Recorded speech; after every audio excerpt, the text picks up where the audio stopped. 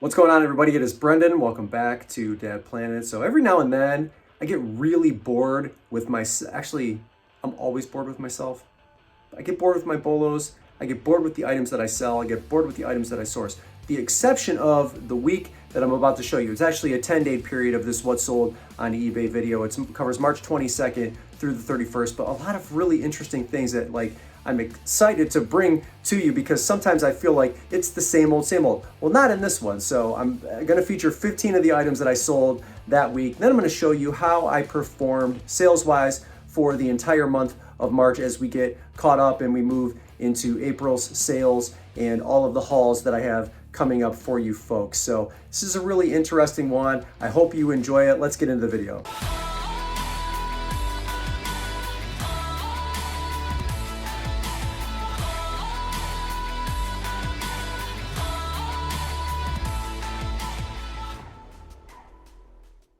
Okay, for this 10-day period, 35 in gross, 23 in net. My selling costs, very average, around 30%.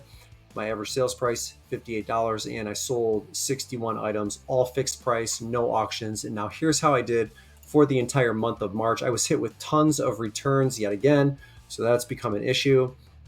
Just over 10.4 and then just under 6.7 for my net, and my selling costs a little bit on the higher side for the entire month. It's still a very good average sales price with about 180 items sold. So, not bad. And I will take that at the end of the day, because you have to remember, even though I'm a full-time reseller, I really only work part-time on this eBay store. It's the only eBay store that I have. So I'm really putting in like 25, and I've really tried to cap it at 25 hours a week. So 100 for the month to produce these numbers, I think is pretty awesome. So let's check out these bolos.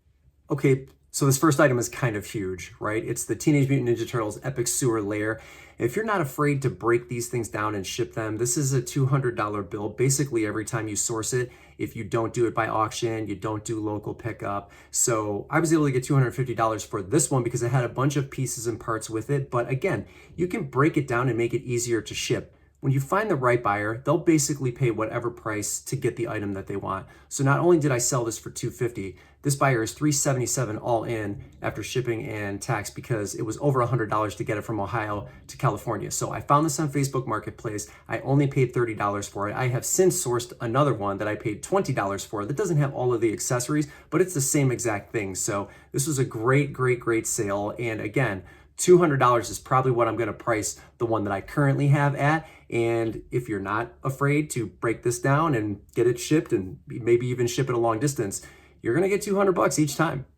Okay, the creator of this brand also has created 7 for All Mankind. I think he's also the owner and the creator of Citizens of Humanity. He even had a hand in the creation of Lucky Brand when that brand was started. And this is the kind of item, and it's the reason why I source brand way before I source style. This is a very, very basic crew neck sweater. So it's cropped. The brand is A Goldie, and it has balloon sleeves, which is one of the keyword terms that I used. But this is a basic sweatshirt. There's nothing to it. This sold because of the brand. It didn't necessarily sell because of the style, because you can find this style anywhere. So I was able to get $51 for this. This buyer is $71.93 all in. I found this at the bins for a couple of bucks, very, very cheap, but it is the reason I shop brand before I shop style. For those of you that haven't been following for a long time, I source a lot of resort style apparel like Cedar Points, amusement parks, resort areas, the things where people create memories. And this sale is sort of the quintessential reason why I do that. So it's only $20. It's not a huge sale. It's the Phoenix Twister hoodie, comes from Nobles Amusement Park. And the person that purchased this left a very, very sweet note saying, "Thank you for everything. This sweatshirt is going to put a smile on my husband's face. We love Nobles, and they want to go one more time because this man has cancer." And so not only do they have previous memories from visiting this amusement park, but they're trying to create future memories if they have the time. But that is the exact reason that you see me sourcing the Salty Dog Cafe shirts, or the one-off resort park that may have closed a long time ago. Those items have sentimental value for people, and that's why I source them. So I encourage you to do so. So again, this was way more than just the $20 that I got. And this buyer is, just under $32 all in. It only cost me a couple dollars because I did source this at the bins as well. But this is the reason I always suggest that you folks look for these kind of items too. There's no competition for the item, or it just has that sentimental value to them. So look for and source these kinds of items as much as you possibly can.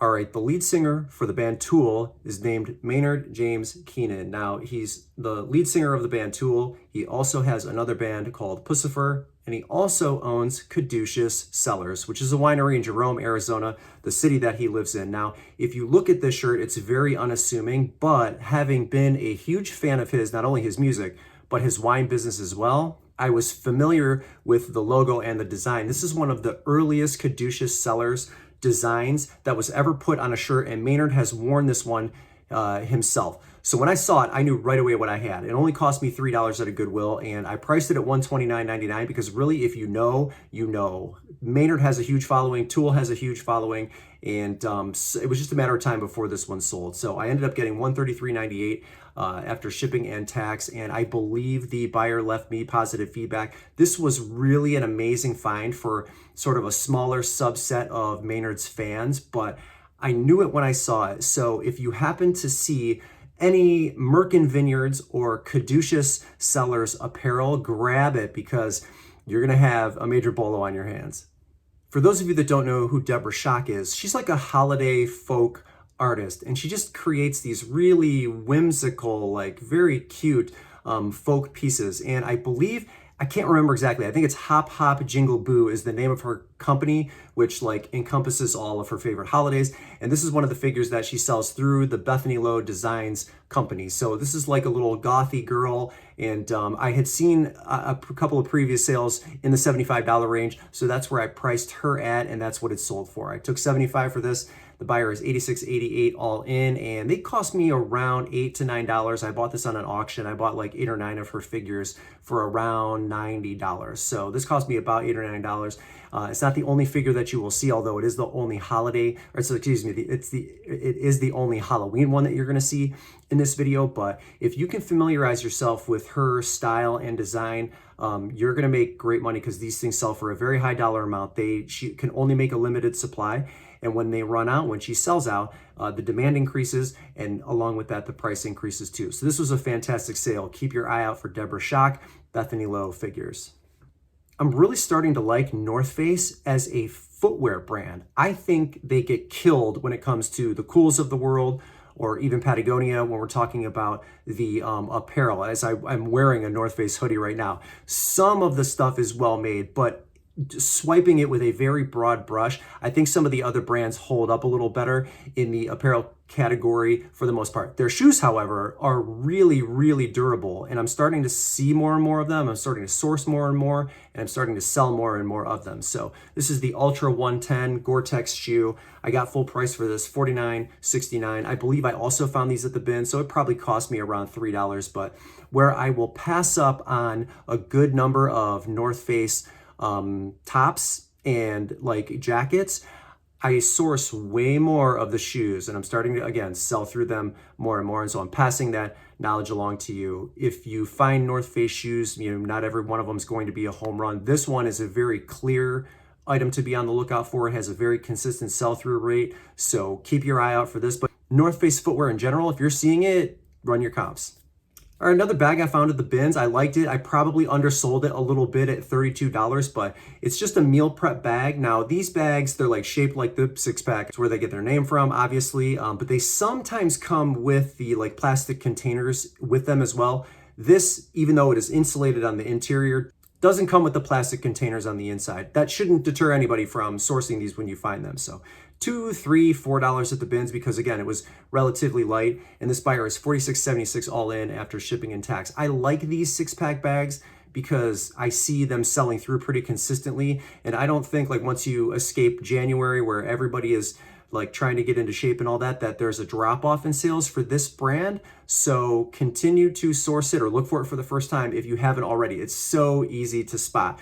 All right, I went to my first estate sale not too long ago and ended up finding this. It was only marked $6, and so when I took it up to the counter, the gentleman had mentioned that he hadn't tested it yet, which is why he priced it so low. And I'll tell you what, everything at this estate sale was bonkers price. Even at 75%, I was going to pass up the vast majority of the items that were being featured at this estate sale. These people were out of their minds, but I did find this deal here at $6. So it's a Sony Handycam, model is CCD-TR71. I got $100 for it, and it sold very, very quickly. You could probably get between 1 and 150 for this one, so I was kind of on the lower end, and I tend to do that. Like, a lot of my items are priced on the high end, but then I'm aggressive in a lot of other areas too, so I try to mix up my pricing wherever I can. This buyer is $121.09 all in, and at $6, it was super clean. I took it home. The thing worked perfect. So all of the functionality, I didn't try to record anything, but I don't think it came with any tapes, but everything else worked fine, and it was sold long enough ago, no returns on that. So I expect that the buyer received it in excellent condition. Just the condition I got it in. So this was a nice sale too. This was kind of a fun find. So you don't see a lot of like vintage Mr. Bubbles bottoms. These are obviously pajama pants, and I did get full price for them at $25. But pricing them was a little bit odd for me because there were no comparable sales in the last 90 days, and I don't think I even bothered to check Terapeak to go that far back. I may have, but it's the vintage Mr. Bubbles t-shirts that convinced me that this was probably something that I could find a buyer at for $25, and that's eventually what they sold for. So maybe that was right, but the t-shirts are the real bolo, and I'll show you those comps in a second. This buyer is $31.35 all in after shipping and tax. Another bins find, 75 cents, we'll call it. But if you see the Mr. Bubbles t-shirts, those are the ones that you really want to try to grab first. You may never see this item for sale on eBay again. They just do not come up that often. So it is an ARP Axe, very vintage synthesizer. This was from the mid 70s. Excellent sound, but did not work for me when I tested it. So I listed it for parts and repair. Now it did power up, the red light did power up when I powered it on, but I didn't have an amp or any other way to test this. You can clearly see that there were 2 keys broken. But this sold, I think, within the hour of it hitting my 50% off sale at full price, $400. This buyer is $458.15 all in after shipping and tax. I found it on a cart at Goodwill. It only cost me $10. I'm almost certain I was only charged $10 because it looked broken and they had no way to test it. I did have a plug that I was able to use at home. So to me, this was worth the risk. And I did see a comp for a similar model, it might have been the same model, for parts and repair for around $385 that sold at auction, and it had maybe 5 or 6 bids. So that's how I priced this at $399. I really wasn't guessing. Great synth. If you remember Herbie Hancock, he is well known for having used this in a lot of his music. So super old. I think it's even older than I am, but this was an easy risk to take at $10 and a very fast sale for $400. That same estate sale, I saw this in the garage and the price was unmarked. So I went and got that fine gentleman who had overpriced basically everything else at the estate sale, and he said I could have it for $10. I scooped it up immediately and ran out of that place. So Panasonic boombox, this was actually shipped overseas. The model number on this is SA-PM41, 5-disc changer. I did test everything, the CD player, the tape player, all of the functionality. It worked great, and it did come with the remote. So this buyer is $221.78 all in after shipping and tax. $16 for those 2 items. I mean, I think I did pretty well. Coach still sells really well. Not all of it, and not all of it is going to make you $1 million, right? I mean, they even have outlet stores now, so that may be diluting that brand, and it's the reason why all of the prices have come down. But this pair of shoes was in fantastic condition. I used the keyword horse bit because that is sort of like what the front signature logo piece is on this loafer. And Fortunata is the style of this shoe. Excellent sale. I had it listed for $45 and I took an offer of $35. So this buyer is $45.70 all in, and it only cost me just under $5. You'll see in the comparables some of the signature C logo styles. These were just plain black, but excellent condition. So this was a nice sale. All right, Bratz, I'm 50 cents in. I found this at a Goodwill coming out on a cart. It was a bag marked $4. There were a bunch of dolls in it, a bunch of the styling heads, and this was yet another great sale from that bag. So this is Chloe from the Eye Candy line, 2005. I had it listed for $40. I took an offer of $34. So this buyer is $41.11 all in after shipping and tax.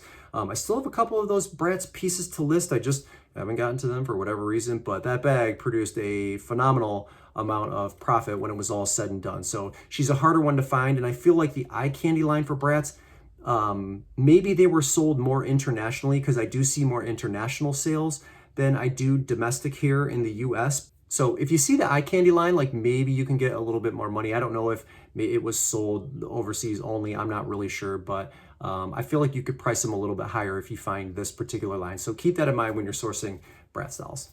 All right, I did a challenge with Bolo Buddies, and we went to the Goodwill outlet, did a little bit of sourcing, had a lot of fun, and this was one of the items that sold from that trip. So this is a Polo Ralph Lauren hat. You do not see a lot of lacrosse polo hats. So this was a fast sale. Not only was this a fast sale at $34, but this was shipped overseas, and I have a feeling that it went to Japan. So there's a good international market for the, I'm saying it wrong. It's Polo Ralph Lauren. I'm trying to train myself to say it correctly, but it's hard to teach an old dog new tricks.